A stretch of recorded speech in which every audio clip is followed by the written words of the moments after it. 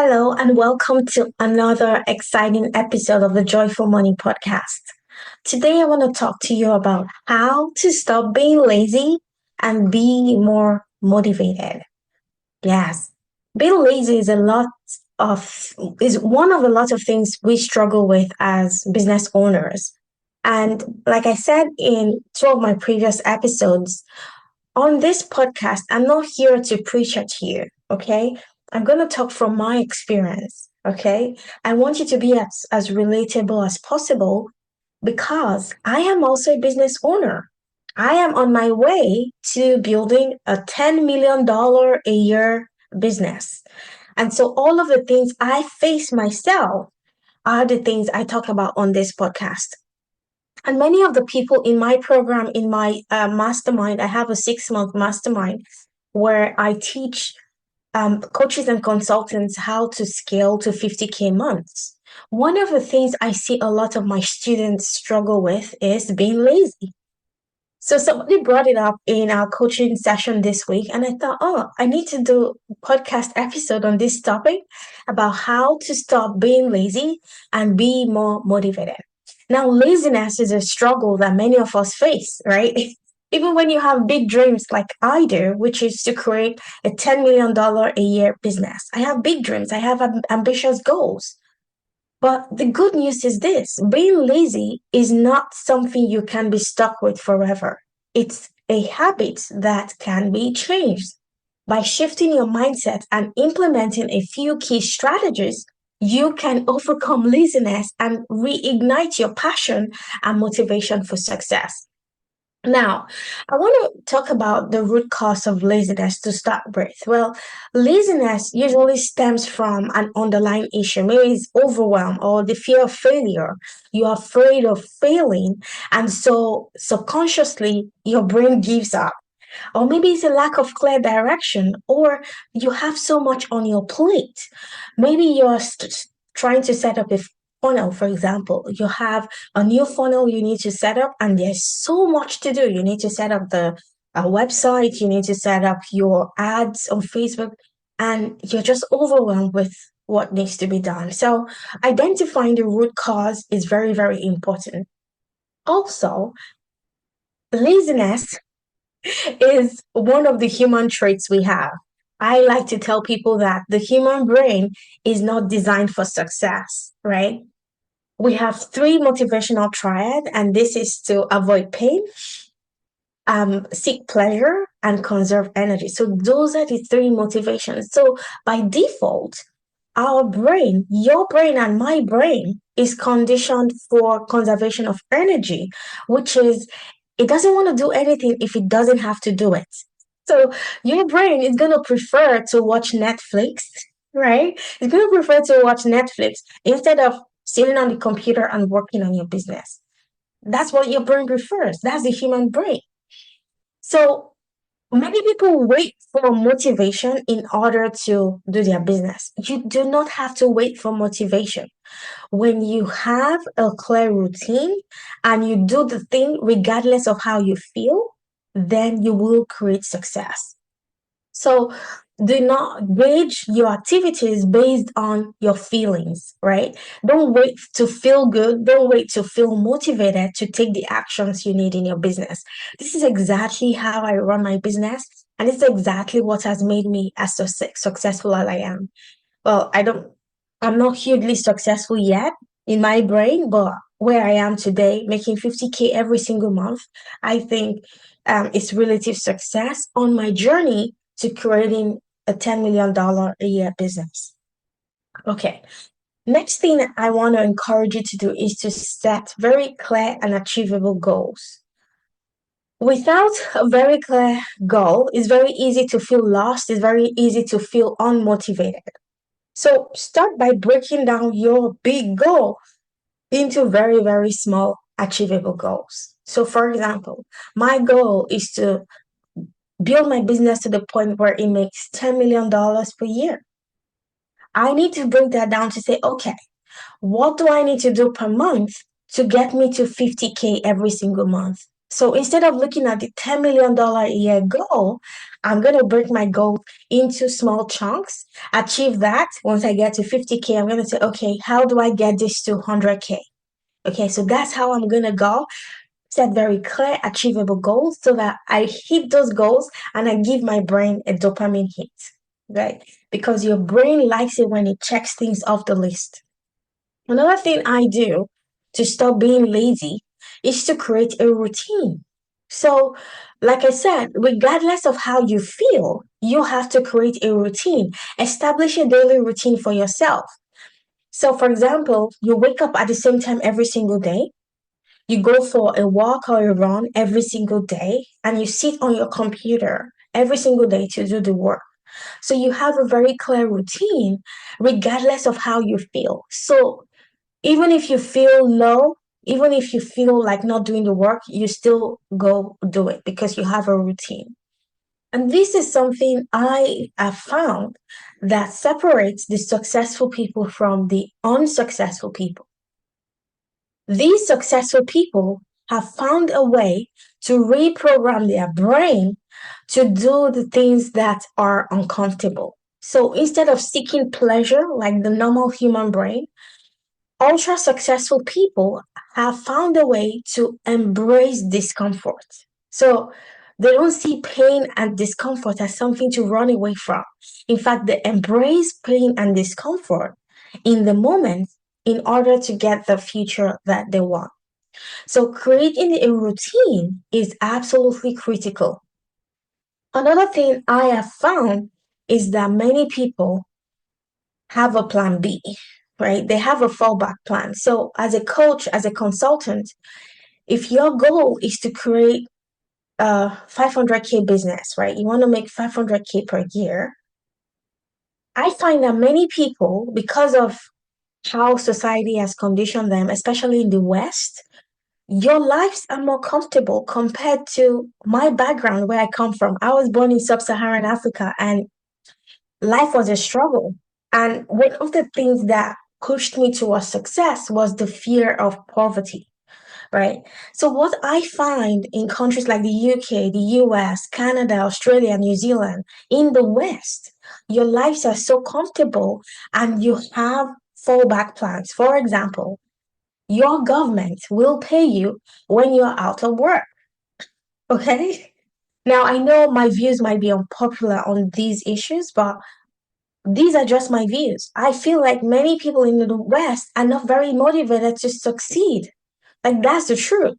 Because everything seems so easy, right? It seems like the government has made things easy for you in the sense that if you're out of work, the government will pay you. In fact, when I was in the UK, I spent 10 years in the UK.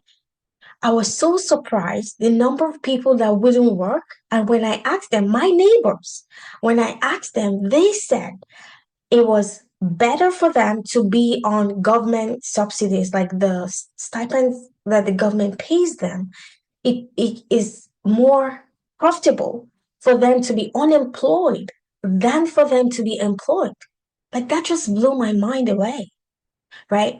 So so many people settle for a mediocre life because of the fallback plan they have, right? So, for example, you would see a 35-year-old man who has the mindset of, oh, I'm going to move back to my parents' house, right? Like, it blows my mind away.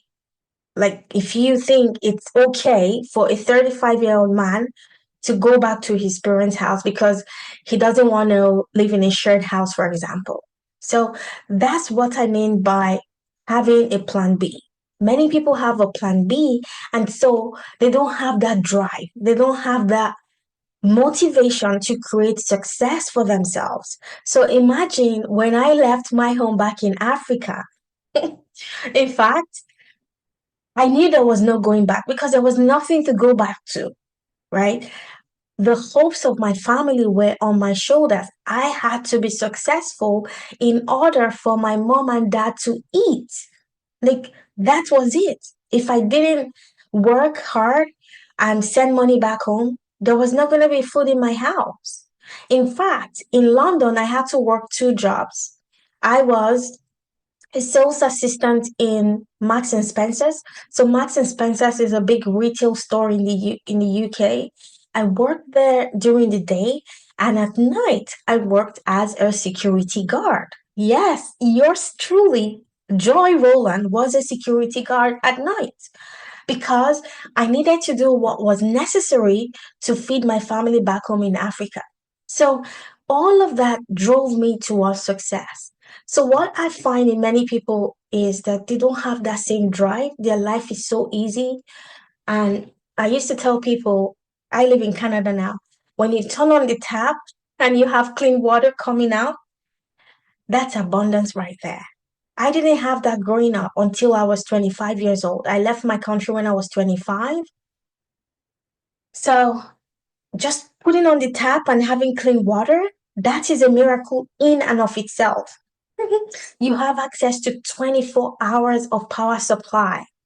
Do you know how huge that is? Right now in my country, we do not have power supply, right? So when you come from the kind of background I come from, you have no option but to be determined to succeed. So I usually encourage my clients, you need to find your why. You need to find your reason to be motivated and not to be lazy. Okay. Another tip I have for you is to change your environment. So your environment determines whether you'll be successful or not. So if you are in company of people who pull you down, there is no way you can be successful. Okay, if you're feeling sluggish, maybe you live in a shared apartment where everyone wakes up in the morning, stays in bed until 12 noon, you just watch Netflix. Like that kind of environment will not motivate you to create the life of wealth and abundance you know you deserve. Maybe you live in an environment that doesn't inspire you. Maybe your environment is very untidy, very unkept, disorganized. There is no way you can be motivated in that kind of environment. In fact, research has shown that having a clean and tidy environment inspires success. So, action item for you today as you listen to this podcast, go back home. If your environment is not tidy, clean, tidy, and organize your environment in a way that it inspires you to succeed. Your environment is absolutely critical. It's going to energize you to succeed if you have a clean environment. Another tip I have for you to stop being lazy is to practice self-compassion and grace. Yes, many times you beat yourself up so much and you fail to recognize all of the successes you've created for yourself. Now, having an ambition to create a massively successful life does not replace the fact that you are inherently worthy, right? You, like, regardless of the size of your bank account, you are worthy. And so I find that many people tend to associate net worth with their self worth. And that's one of the things that keep people stuck. Your bank account has nothing to do with your self worth as a human being. You are inherently worthy. In fact, there is nothing you can do on earth that will make you less worthy than you are. God has made you in his image and his likeness, and you are inherently worthy. So give yourself that grace to say, I acknowledge my worth as a human being. I do not need extra money to make me feel more worthy than I am. But to express myself to the fullest and to express myself to the maximum of the capacity that God has blessed me with, I am striving for success. So that is completely different thing. So I see many people confuse self-worth with their net worth. Your bank account has nothing, I repeat, nothing to do with your self-worth as a human being. Okay, so practice self-compassion and come from a place of love. You cannot beat yourself up to success. It doesn't work. I used to white knuckle my way to success, and that led to more stress and depression, right? It has to come from a place of joy, love, self compassion, and self respect as well. Okay. The last tip I want to give you is to visualize your success. Like this is one thing I do every single day, and many people don't do this. This is different from having a vision board. Like I subscribe to the school of thought that says have a vision board, but the main vision board has to come from your mind, right? You create your future from your mind right now. And my coach has taught me that many people do not harness the power of their imagination. If you think about it, all of the things we enjoy today started with somebody's imagination. The example I like to give is the Wright brothers. The Wright brothers invented the airplane we have.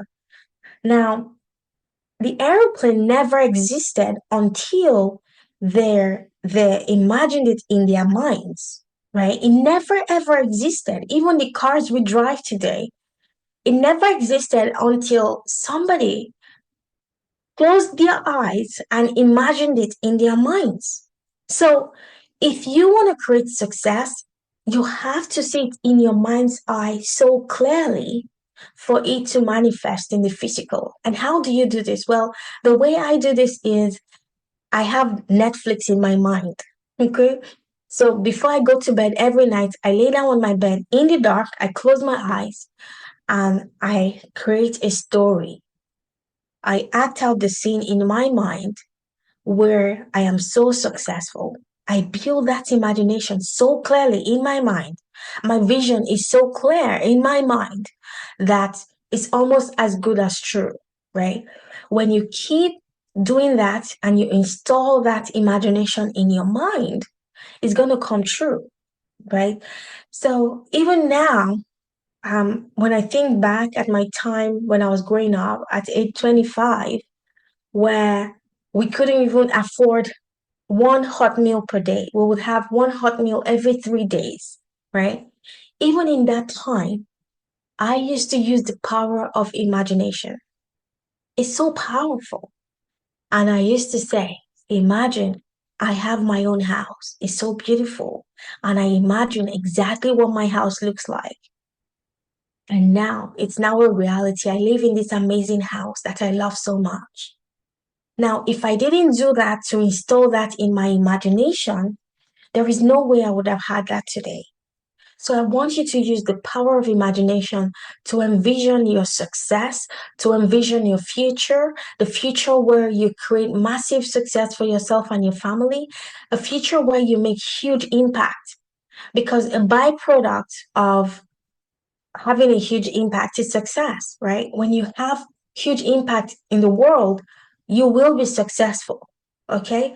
So use the power of imagination, use the power of your mind to create the future you want. And when you implement these steps, I promise you that you wouldn't feel lazy anymore. You will be motivated to work on your business, to show up for yourself with confidence, with joy, with excitement, because like I always say, it's the joy, the excitement, the confidence you have that will attract new clients to you. I hope this episode has blessed you. If it has, please leave me comments, write me a review. I so much appreciate you.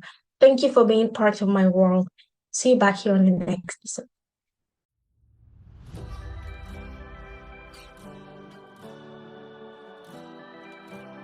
Hey, very quickly before you go, if this podcast inspired or encouraged you in any way, please leave us a review on Apple Podcast and share this with a friend. It means a lot to us, and we appreciate your kindness and generosity in doing this. We'll see you back here on the next episode. Bye-bye.